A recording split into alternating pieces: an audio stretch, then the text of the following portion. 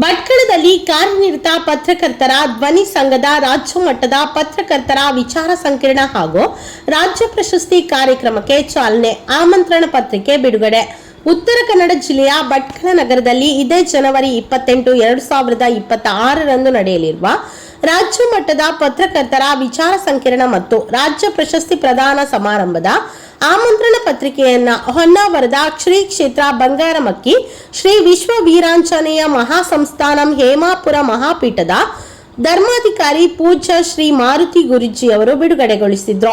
ಈ ಕಾರ್ಯಕ್ರಮವು ಭಟ್ಕಳದ ನಾಗಯಕ್ಷೆ ಧರ್ಮಾರ್ಥ ಸಭಾಭವನದಲ್ಲಿ ಕರ್ನಾಟಕ ಕಾರ್ಯನಿರತ ಪತ್ರಕರ್ತರ ಧ್ವನಿ ಭಟ್ಕಳ ಘಟಕದ ಆಶ್ರಯದಲ್ಲಿ ಆಯೋಜಿಸಲಾಗಿದ್ದು, ಪೂಜ್ಯ ಶ್ರೀ ಮಾರುತಿ ಗುರೂಜಿ ಅವರು ಸಮಾರಂಭಕ್ಕೆ ದಿವ್ಯ ಸಾನ್ನಿಧ್ಯವನ್ನ ವಹಿಸಲಿದ್ದಾರೆ.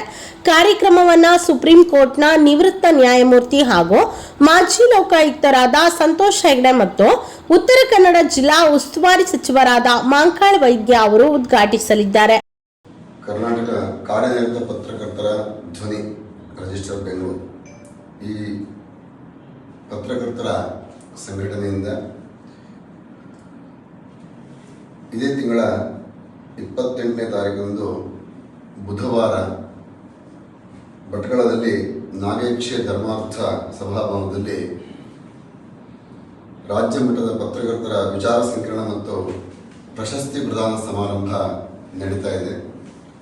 ಈ ಕಾರ್ಯಕ್ರಮ ಯಶಸ್ವಿಯಾಗಿ ನೆರವೇರಲಿ, ಜೊತೆಗೆ ಎಲ್ಲ ಪತ್ರಕರ್ತರ ಆಶಯ ಈಡೇರಿಸುವಲ್ಲಿ ಆ ಒಂದು ಕಾರ್ಯ ಯಶಸ್ವಿಯಾಗಲಿ ಅಂತ ನಾವು ಹಾರೈಸ್ತಾ ಇದ್ದೇವೆ.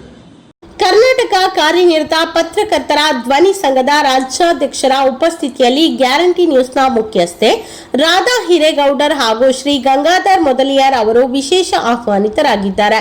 ಇದೇ ಸಂದರ್ಭದಲ್ಲಿ ಮಾಜಿ ಸಚಿವ ಶಿವಾನಂದ ನಾಯ್ಕ, ಭಟ್ಕಳ ತಂಜನ್ ಸಂಸ್ಥೆಯ ಅಧ್ಯಕ್ಷ ಇನಾಯತುಲ್ಲಾ ಶಾಬಂದ್ರಿ, ಹೈಕೋರ್ಟ್ ವಕೀಲ ನಾಗೇಂದ್ರ ನಾಯ್ಕ, ಸುಪ್ರೀಂ ಕೋರ್ಟ್ ವಕೀಲ ಮಂಜುನಾಥ್, ನಾಗಯಕ್ಷೆ ದೇವಸ್ಥಾನದ ಧರ್ಮದರ್ಶಿ ಶ್ರೀ ರಾಮದಾಸ ಪ್ರಭು ಸೇರಿದಂತೆ ಹಲವಾರು ಗಣ್ಯರು ಭಾಗವಹಿಸಲಿದ್ದಾರೆ.